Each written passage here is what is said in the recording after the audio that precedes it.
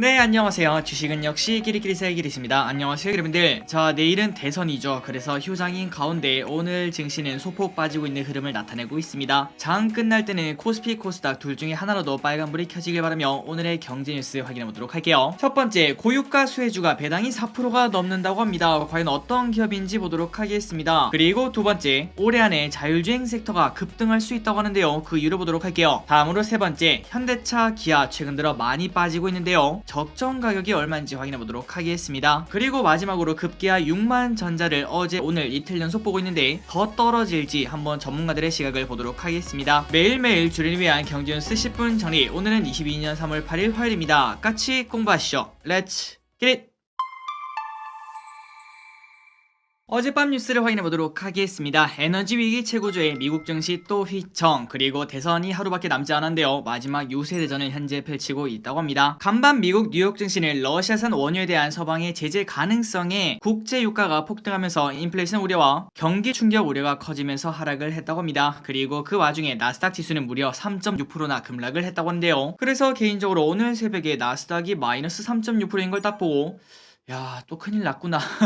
이런 생각을 했는데 그나마 지금은 조금 잘 버티고 있는 것 같습니다. 하지만 아무리 잘 버틴다고 해도 하락은 하락이겠죠. 아무쪼록 다시 이번 주 목요일 선물옵션 만기일, 그리고 다음 주에 FOMC 회의, 그러한 굵직굵직한 이벤트를 거치면서 이제는 좀 상방으로 자리를 잡았으면 좋겠습니다. 그리고 원유 이야기를 조금 더 해보도록 하겠습니다. 미국이 러시아산 원유 수입 금지 조치에 점차 다가서며 전 세계적인 에너지 대란 우려가 고조되고 있습니다. 현지 시간 7일 외신에 따르면 미 하원은 이르면 8일 오늘 저녁이네요. 러시아산 에너지의 수입을 금지하고 러시아와 일반 무역 관계를 중지하는 내용의 관련 법안을 처리할 예정이라고 합니다. 이게 또 나오면은 증시가 출렁인다고 볼 수 있겠죠. 그리고 이제 미국은 이 부분을 조금은 반영한 거 아닌가 이런 생각도 해볼 수 있습니다. 그리고 플러스 내일은 대선입니다. 그러니 기분들 내일 꼭 투표하시고요. 내일 당일에 투표하려는 코로나19 확진자, 그 다음에 격리자가 외출을 해야 되는데 그 시간을 오후 5시 50분부터 허용을 한다고 합니다. 그리고 확진자의 투표는 6시부터 시작을 한다고 하니까 참고하시면 좋을 것 같습니다. 다음입니다. 오랜만에 돈나무의 이야기를 한번 보도록 하겠습니다. 캐시우드, 친환경 운송수단이 대세, 원유 가격 붕괴할 것. 미국의 아크 인베스트먼트 매니지먼트 설립자 겸 최고 경영자 캐시우드가 최근 러시아의 우크라이나 침공으로 유가가 급등을 했지만 결국은 자기가 지난 2020년에 예측한 대로 원유 가격은 붕괴할 것이라고 말을 했다고 합니다. 그러니까 이 말을 딱 보니까 캐시우드가 2020년에 원유 가격은 이제 붕괴할 거다 이렇게 말했다고 하는데요. 그런데 지금 원유 가격이 미친듯이 급등하고 있으니까 자신의 이야기가 살짝 빗나가긴 했지만 그럼에도 자기의 말이 맞다 이렇게 말하는 거와 마찬가지겠죠. 캐시우드는 특히 최근에 러시아 침공으로 인해 유가가 급등하면서 2020년에 자기가 전망했던 배럴당 12달러까지 폭락할 것이라는 예측은 어긋났지만 참고로 지금 유가는 12달러가 아니라 120달러가 넘어서고 있는 상황입니다. 어쨌든 유가가 이렇게 폭락할 것이라는 그 근거가 뭔가 봤더니 전기 운송으로 전환이 빠르게 이루어지고 있어 궁극적으로 석유 소비를 감소시킬 것이라며 결국 유가가 붕괴될 것으로 예상한다 이렇게 말했다고 합니다. 그나저나 과연 이게 예측이라고 할 수 있을진 모르겠지만 어쨌든 캐시우드는 결국은 원유 가격이 붕괴할 것이며 그 근거는 전기 운송으로 전환이 빠르게 진행되기 때문이다 이렇게 말을 했다고 합니다.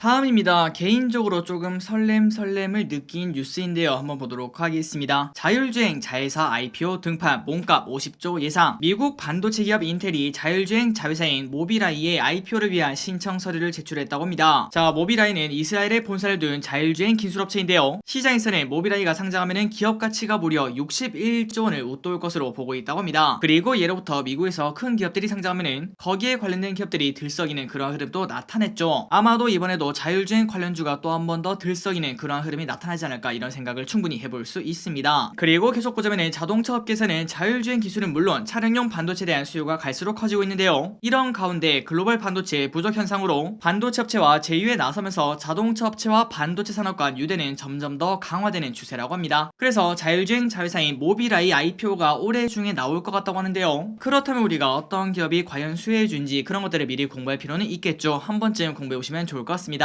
다음입니다. 유가 급등으로 니켈 가격도 폭등을 했다는 소식입니다. 62%나 폭등했다고 하네요. 그래서 오늘 니켈 관련주 그리고 니켈 레버리지 ETF인가요? 그게 상한가에 도착하는 것도 우리가 확인할 수 있었습니다. 미국의 러시아산 원유 금수 조치로 유가가 급등하자 니켈 가격도 62%나 폭등하는 등 상품 가격도 급등을 하고 있다고 합니다. 니켈 가격은 전 거래보다 62%나 폭등했으며 이는 역사상 최고 상승폭이며 그리고 지금 가격은 15년 내 최고치를 기록하고 있다고 합니다. 그렇다면 러시아란 니켈이랑 무슨 상관인가 상황인가 봤더니 바로 러시아는 세계 니켈 수출의 10%를 차지하는 등 주요한 원자재 수출국이라고 볼 수 있는데요. 그런데 미국이 러시아산 원유를 제재를 한다면 당연히 니켈에도 제재가 들어간다고 생각을 해볼 수 있겠죠. 그런 기대감이라 될까요? 어쨌든 그런 이유 때문에 니켈 가격이 갑자기 급등한 것으로 풀이를 해볼 수 있을 것 같습니다. 그리고 참고로 절대 매수 추천은 아니며 그냥 단순히 니켈 관련주가 뭐가 있나 봤더니 현대 BNG 스틸, 황금 ST, 휴스틸, 대한금속, 그리고 어제 우리가 같이 공부했던 TCC 스틸, 이런 기업들이 니켈이랑 조금 연관이 있다, 이렇게 평가를 받는다고 합니다. 이 부분은 참고만 하시면 좋을 것 같습니다. 다음입니다. 결국 이런 일이 생겼네요. 유가 급등에 항공주 일제 급락을 하고 있다고 합니다. 미국에서도 10% 넘게 빠졌는데 한국도 그 영향을 그대로 받고 있다고 하네요. 진에어 마이너스 4.3% 하락, 제주항공 마이너스 3.6% 하락 중 항공업종이 국제유가 급등에 일제히 하락세를 보이고 있습니다. 진에어 등 저가항공 LCC의 하락세가 가파르다고 한데요. 그리고 그 안에서 항공 대장주인 대한항공도 전날보다 400원 1.4%나 하락하고 있다고 합니다. 그렇다면 항공주가 일제히 하락한 이유가 뭘까요? 맞습니다. 배럴당 130달러를 뚫어버린 국제유가 때문이라고 볼 수 있는데요. 특히 저가항공 같은 경우에는 코로나19로 인한 극심한 수익 감소에 유가 급등으로 인해 원가 상승 요인이 발생하면서 실적 반등 턴어라운드 시기가 당연히 미뤄지겠구나, 이러한 생각에 투자 심리가 악화되고 있다, 이런 생각을 해볼 수 있습니다. 그래서 지금 시간 기준 거의 2시 내외인데 제주항공은 무려 8.4% 하락하고 있고 진에어도 3.4% 하락, 티웨이항공, 에어부산도 3% 내외로 하락을 하고 있다고 하는데, 그런데 저기들은 항상 이러한 역발상을 좋아하나 봅니다. 이제 이렇게 하락하다 보니까 결국은 이 또한 지난번에 우리가 공부했다시피 은행주가 지금 현재 많이 빠지고 있는데 어차피 나중에 금리는 오를 거니까 결국 또 시간이 지나고 나면은 이 또한 기회가 아닐까, 이런 생각을 해봅니다. 그리고 그 시각은 이런 항공주도 마찬가지라고 볼 수 있겠죠. 물론 지금 당장 살 수는 없습니다. 현재 어떤 상황까지 펼칠지 모르기 때문인데요. 그런데 결국은 엔데믹 선언이 코앞이고, 그리고 플러스 유가도 결국은 낮아질 거기 때문에 충분히 관심 종목에는 넣어놓고 과연 어떤 흐름이 나올지 지속적으로 하루하루 체크할 필요는 있다고 생각합니다. 자, 항공주에 투자하신 여러분들의 피해가 크지 않길 진심으로 바라도록 하겠습니다. 다음입니다. 환율을 보도록 하겠습니다. 원달러 환율 천장 뚫렸다. 이달 1250원 전망까지 나와 원달러 환율이 1230원까지 돌파하면서 상승세를 거듭하고 있는데요. 그리고 이런 상황이다 보니까 외국인은 당연히 매도를 할 수밖에 없을 것 같습니다. 그리고 당분간 달러 강세가 이어지면 1250원까지 상승할 것이라는 전망도 나오고 있다고 하는데요. 그리고 참고로 지금 현재 가격인 1230원대를 기록한 것은 코로나19 사태 이후 1년 9개월 만에 현재 다시 나타나고 있다고 합니다. 그렇다면 이렇게 환율이 급등한 이유는 당연히 또 원유 때문이겠죠. 원유가 급등하니까 지금 현재 모든 게 문제라고 생각을 해볼 수 있습니다. 그렇다면 이 환율이 어디까지 올라갈까, 그리고 어디까지 올라갈지 알아야지 외부인들이 언제까지 팔까, 이런 생각을 해볼 수 있을 것 같은데요. 김효진 KB증권 연구원은 여기에 대해서 이렇게 말했습니다. 우크라이나 사태 관련해 추가 무력 충돌 및 핵전쟁 우려 관련 보도가 나오는 만큼 환율의 추가 급등 가능성이 남아있다면서도 2010년 이후 유럽 재정위기, 유가 폭락, 미중 분쟁, 팬데믹 등 굵직한 사건들에도 1250원은 상방 지지선 역할을 했다고 합니다. 그러니 결국 이번에도 1250원은 지키지 않을까, 그리고 그때가 되면 환율은 다시 꺾여서 내려가지 않을까, 이런 생각도 해볼 수 있다는 거겠죠. 물론 이거는 그냥 단순 전망이기 때문에 꼭 참고하시는 거 잊지 마시기 바랍니다.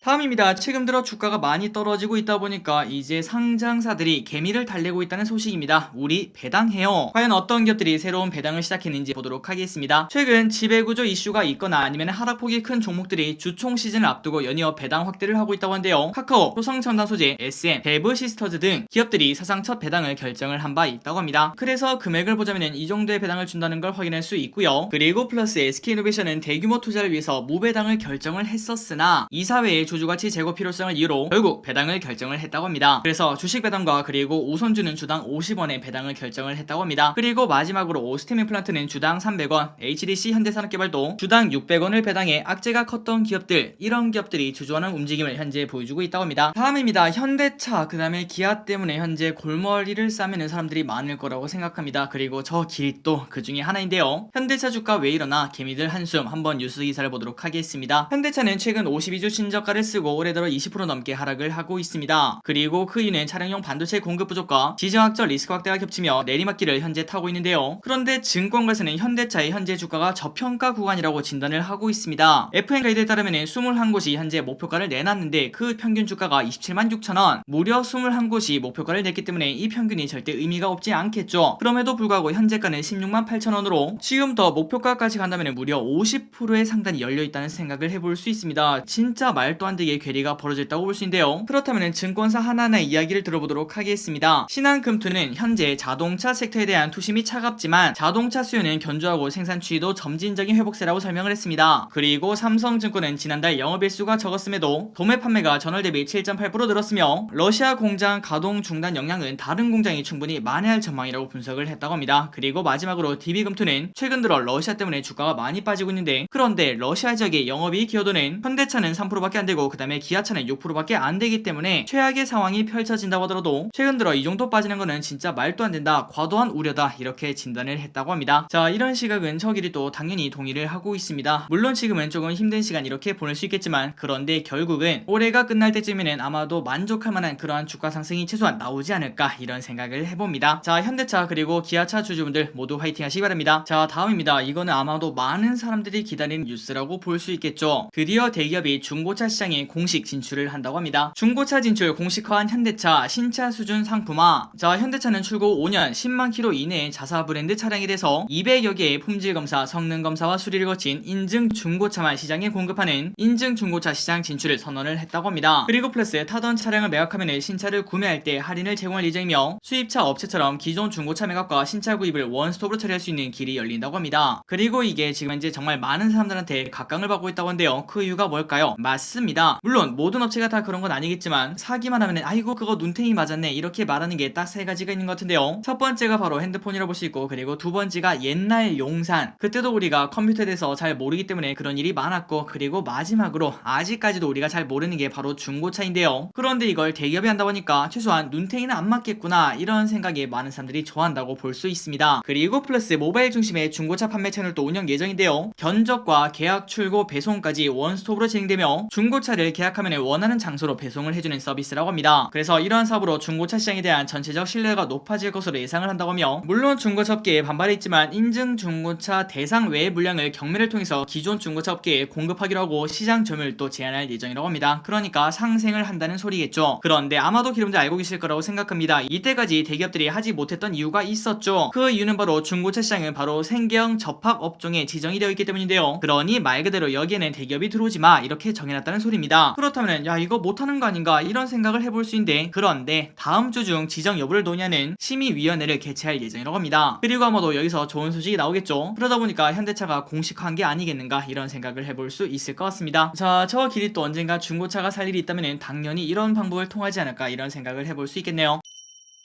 다음입니다. 방금 전에 봤던 현대차랑 좀 비슷하죠. 이번에는 삼성전자 그 다음에 SK하이닉스 7만 전자와 12만 닉스가 깨졌는데 과연 더 떨어질지 보도록 하겠습니다. 삼성전자 그 다음에 SK하이닉스는 지정학적 리스크로 반도체 생산 공정이 필요한 가스 공급에 차질이 생길 수 있다는 우려에 투자 심리가 위축이 되었다고 합니다. 그러나 그 와중에 증권가에서는 희귀가스 공급에 차질이 생기더라도 확보한 재고가 이미 많고, 그리고 생산 원가에서 차지하는 비중이 낮기 때문에 설령 문제가 생기더라도 큰 문제는 없다며 긍정적 전망을 내놓고 있다고 합니다. 그리고 플러스 오히려 그 와중에 호재를 보자고 합니다. 글로벌 빅테크 기업들이 데이터 센터 서버 증설에 나선 점도 실적을 개선할 만한 요소이며, 그 이유는 당연히 이 안에 서버용 디램이 포함이 되기 때문입니다. 그리고 신영증권이 이렇게 말했습니다. 2분기 낸드 가격 상승이 함께 이루어지면서 탄탄한 실적과 함께 주가 상승이 예상되며, 삼성전자 그리고 SK하이닉스 이 둘 중에 뭐가 좋을까요? 이렇게 물어보니까 SK하이닉스를 반도체 최선호 종목으로 꼽았다고 합니다. 그러니 이것도 마찬가지겠죠. 지금 현재 증시가 많이 떨어진 와중에 주가 흐름은 당연히 안 좋을 수밖에 없는데요. 그런데 결국 우리가 지금 생각해볼 거는 시간이 결국은 해결해 줄 거다. 2년 전 코로나 때도 결국 시간이 해결해 줬다, 이런 생각을 해볼 수 있을 것 같습니다. 그러니까 지금 필요한 말은 딱 이거겠죠. 인내는 쓰나 열매는 달다. 그리고 마지막입니다. 내일이 대선입니다. 그렇다면 정치 테마주는 어떨까요? 빠르게 보고 넘어가도록 할게요. 대선이 코앞으로 다가왔지만 후보별 테마주는 막판까지 요동을 치고 있습니다. 자, 어제 같은 경우는 윤석열 테마주 그 다음에 안철수 테마주는 급락세를 탔고, 그리고 이재명 테마주는 소폭 올랐다고 하는데요. 그러나 그 반대로 지난주까지는 윤 후보 테마주였던 애니 능률이 연초 대비 5.7% 상승했고, 그리고 그 반면 이 후보 테마주인 이스타코는 같은 기간 50%나 급락을 했다고 합니다. 금융투자업계 한 관계자는 이렇게 말했습니다. 정치 테마주는 선거일이 다가올수록 주가가 하락하는 경향이 있다며, 특히 이번 대선은 과거와 달리 공매도 규제로 테마주 주가 하락을 예상하는 투자자 참여가 제한되어 있어 대선 후에 낙폭이 더욱 커질 수 있다, 이렇게 지적을 했다고 합니다. 그래서 위에서 나온 이 두 가지 기업을 보도록 하겠습니다. 애니 능률 그 다음에 이스타코, 이 두 기업의 차트를 봤더니 대선이 코앞인데 주가가 오르고 있나요? 아니죠. 무조건 떨어지고 버티고 있는 걸 확인할 수 있습니다. 그리고 정말 웃기게도 1년 전 그때가 오히려 고점인 걸 확인할 수 있죠. 여기 보시다시피 작년 1월 최저점이 2,700원인데 고점은 3만원, 10배 넘게 오르는 걸 볼 수 있고, 그리고 플러스 이스타코란 기업도 1월 20일에 680원이었지만 7,500원까지 오르는 걸 10배 넘게 오르는 걸 확인할 수 있습니다. 하지만 이렇게 급하게 올라오면 당연히 떨어짐도 크다고 생각을 해볼 수 있겠죠. 두 기업 다 전부 다 반토막 넘게는 이미 먼저 난 상황인 걸 확인할 수 있습니다. 그리고 플러스 앞으로도 더 떨어진다고 생각을 해볼 수 있겠죠. 절대 대선 관련주 지금 투자할 때는 아니라는 거 알려드리도록 하겠습니다. 다음입니다. 오늘의 기업 두 가지를 보고 마무리해보도록 하겠습니다. 롯데렌탈 소카 지분 인수로 시너지 기대. NH투자증권은 롯데렌탈에 대해서 카쉐어링 업체 소카의 지분 확대로 자회사 그린카와의 시너지 효과를 기대할 수 있다고 분석. 투자 의견 매수와 목표주가 61,000원을 유지를 했다고 합니다. 자, 전일 롯데렌탈은 소카 지분 13.9%를 1,800억에 취득한다고 공시를 했는데요. 현재 소카는 15,000대 가량의 차량을 운영 중이며, 롯데렌탈은 자회사 그린카를 통해서 현재 9,200대 가량의 차량을 운영 중인 만큼 1, 2위 사업자들의 협력관계 구축으로 시너지 발생이 기대가 된다고 합니다. 그리고 롯데렌탈의 매출과 영업이익을 봤을 때 지속적으로 성장하는 걸 볼 수 있고요. 10% 내외의 성장을 한다는 걸 체크할 수 있습니다. 그래서 우리가 지금 딱 봤다시피 당연히 성장을 하는 기업이겠구나 이런 생각을 해볼 수 있는데, 그런데 지금 현재 퍼가 10이다.